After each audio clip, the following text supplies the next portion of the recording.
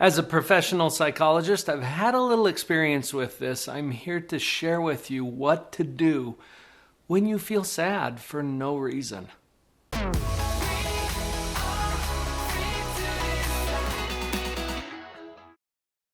You are never wrong about how you feel. Can I say that again? Listen carefully. You are never wrong about how you feel. How you feel is 100% consistent with the way your own mind is processing your experiences. Part of my job as a psychologist is to illuminate the obvious, which is fun because I get to tell people things they already know. And I get paid for it sometimes. Because many of the processes in our mind are obvious but unnoticed. Obvious but unnoticed. Check it out, like the feeling of your clothing.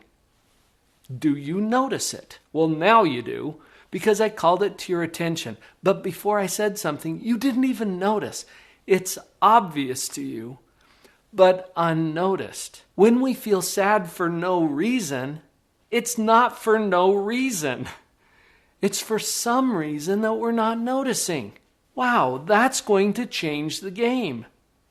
As you start to understand the workings of your own mind, it's going to make all the difference in the world and help you to get a handle on what you can do about it. Now, I've got some other specific tips for you here today.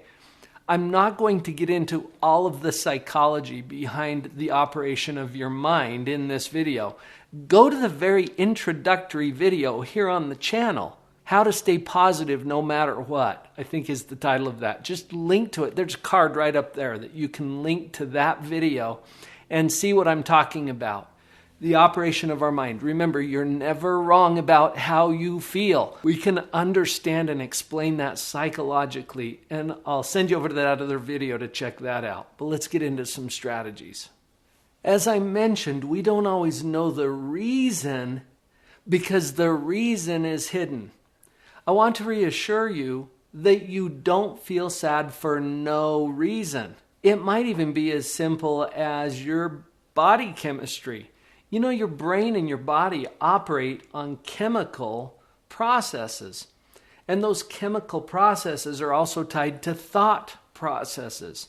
So we get to look at both of those. Sometimes it helps just to realize, oh, I'm feeling sad, without saying for no reason. Just assume that there is some reason, even if it's hidden to you. Now, this changes your position. So strategically, here's what I'm going to suggest. I feel sad, and that's as it should be right now.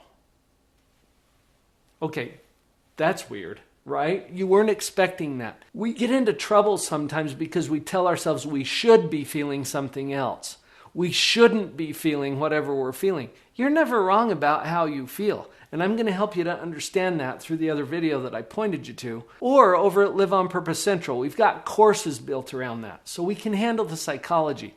Understand that there are good reasons why you feel everything that you're feeling, and you're never wrong about how you feel. So the strategy is start telling yourself something different about that. I feel sad, and that's as it should be right now. This makes more sense when you have a clear reason, right? Let's say that a loved one passes away. How are you supposed to feel? Right. You're supposed to feel sad. I would worry about you if you didn't. Just because you don't know the reason doesn't mean that there's not a reason. It just is hidden to you. So assume that your body and your mind are reacting perfectly to whatever it is that is causing this in the first place. This takes off some of the pressure, and you're never wrong about how you feel. Remember that. Now that we've established that you're never wrong about how you feel, and this is how you should feel right now, here's what we can do with the feeling itself. I simply want you to observe it. Just watch it. Notice it. You're not going to try to change it. You're not going to argue with it. You're not going to freak out about it. You're not going to worry about it. You're simply going to observe it. And to do this, we have to do something that's called metacognition. I've talked about that in some of the other videos here on the channel. The short version is that we think about our thinking. We step back from our own thinking so that we can simply observe it. Here's an example of what I mean. If I give you this prompt, don't try to answer it, just simply watch what happens. Okay, here's the prompt. I wonder what thought I'll have next. Now, what happened? Is that kind of cool?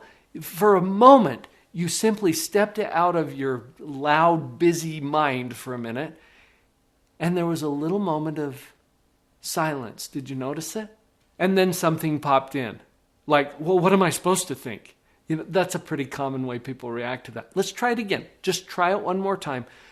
It might be a completely different experience this time. Don't try to answer it. Don't try to force it anywhere. Just simply watch. I wonder what thought I'll have next.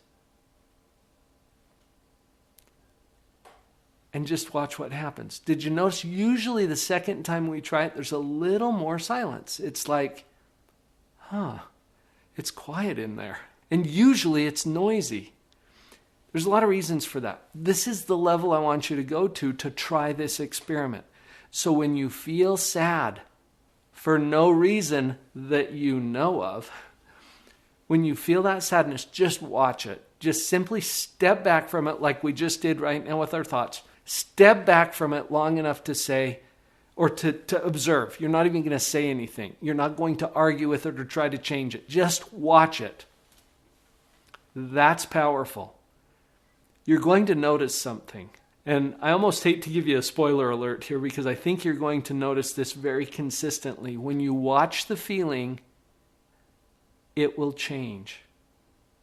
Which leads me into the last point. I have a colleague who built his entire career off of 2 words. Feelings change. That's good news, isn't it? When we experience feelings that are unpleasant, like the sadness or grief or despair or frustration, whatever it is, those feelings always change. It's kind of like the weather. When a storm rolls in, how often are you worried that that storm is going to be here forever? You're not, because storms pass and feelings change. The previous strategy that I gave you to watch, observe, simply watch that feeling without trying to label it or change it or anything, just watch it, is kind of like watching a storm pass.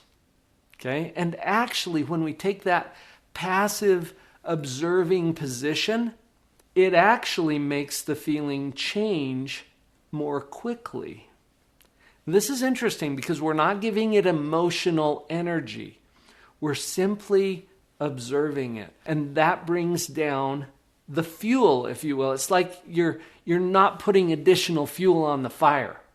And it will simply pass. It will simply change. As the feeling changes, sometimes it's replaced by another one. One of my colleagues shared this with me. He was playing tennis with his adult daughter. Now, both of them are very competitive. And as he was kind of getting the upper hand in this tennis match, he started to feel something. Okay, kind of that inflated sense of pride. And he remembered having learned this concept, just observe the feeling. And so instead of gloating or really, running away with that feeling like he normally would, he just paused and he's like, I'm just going to observe it. And he did. He observed it and it changed. And then the game changed.